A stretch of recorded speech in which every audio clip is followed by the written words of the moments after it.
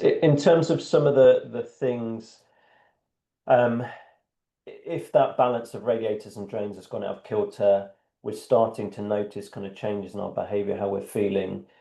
Is it, I'm sure it's probably a both, but is it about trying to increase our radiators at that point? Is it about trying to reduce our drains? What kind of strategies have you noticed work for people? Yeah, I think it's stopping and reflecting, um, Hmm. and actually looking at those radiating drains and thinking, because it will be different for different people. So, for some people it may be a big increase in their drains, might be something going on at home and at work. For other people, it might be an important support has moved away or isn't as accessible, or they've just been promoted. That means they've got a different support structure. So it is different. So it is actually, which is really hard in teaching, taking a bit of time to think, actually, I'm going to stop and reflect and see what's going on here. Um, Mm. but when I look at people who are nipping it in the bud or have got quite a long way and are needing to recover, um, there tends to be five things that they tend to do. I'm not. I'm happy to go through those if that would be helpful. Um, the first thing they do is they look at their basic needs. And what I mean by basic needs is how many hours are they working, the intensity of that work, whether they are taking their leave properly or they're still working through their leave. Um, and those are the key. And that might require reaching out and having a conversation with somebody about, I've taken on too many responsibilities, I've taken on too many hats at this stage. In your wonderful book, Teacher Wellbeing and Self-Care, you give a really nice example of somebody readdressing their basic needs, of a teacher who's taken on some additional responsibility. They're going into school at 7 a.m. every morning, um, and their young son says, "Dad, I'm quite missing not seeing you for breakfast."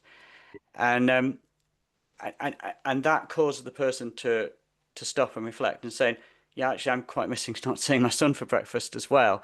And and he makes some small changes, I think. So he draws a picture for his son on the days he can't be there, but he says, actually, I'm going to make sure I am there one morning a week.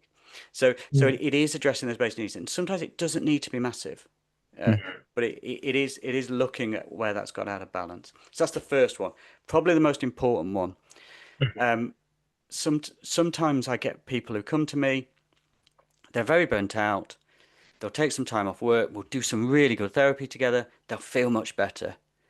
But if they go back to exactly those out of balance basic needs, too many hours, too much intense work, and they haven't addressed it, they haven't had those conversations, they've got a high chance of burning out again. So it is a key Mm. thing, that basic needs. Can't be ignored, can't be got round, although a lot of professionals would wish they didn't have to deal with that. Um, the, the second thing is decompression activities, and the idea of decompression activities is that stress is building up on us every day. Uh, Mm. so what do we do regularly to manage that stress? And again, this is different for different people. Commonly you might see that it might be exercise. But it doesn't have to be exercise. It can be a choir. Could be lots and lots of things. Yeah. I always love hearing what people do.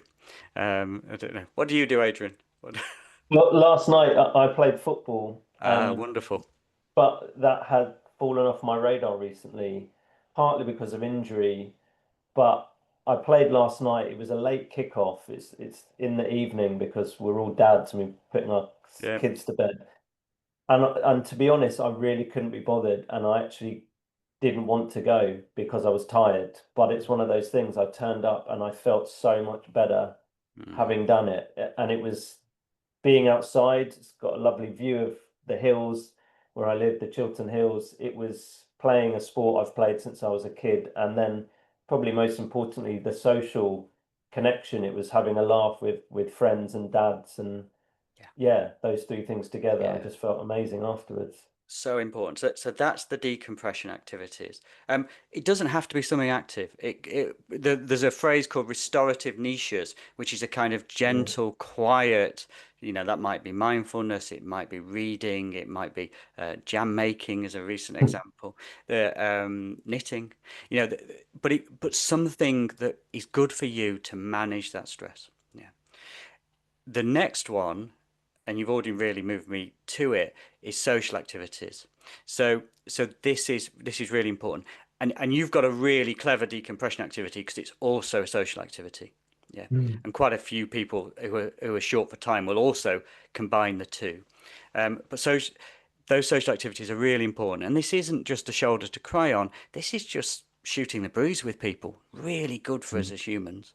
Fourth one is a don't do, which is Herbert Freudenberger, who coined the term burnout, calls this false cures. It's very easy when you're burning out, when you're feeling irritable, a bit angry, can't sleep, have an extra drink in the evening of alcohol. Yeah, and really tempting. Or I'm seeing increasingly with young male professionals, perhaps getting on a gambling app, something like that, takes your mind off it. The problem is that it doesn't solve the problem. It doesn't help you pause, reflect, and address what needs to be addressed. And also, it ends up causing bigger problems in the long run. So, the odd glass of wine, or beer, got nothing against that at all. After your football, it sounded, if you did it, it would have been great. But you have to watch it if you're managing your stress that way. And the final thing that people get really good at doing, and we've already talked about, is they move away from that keep calm and carrying on, that ignoring the problem, to actually when they notice those initial symptoms of problem stress, let's do something about it. Yeah, let's make an early adjustment, which means that I'm going to have to make not going to have to make a massive adjustment later on.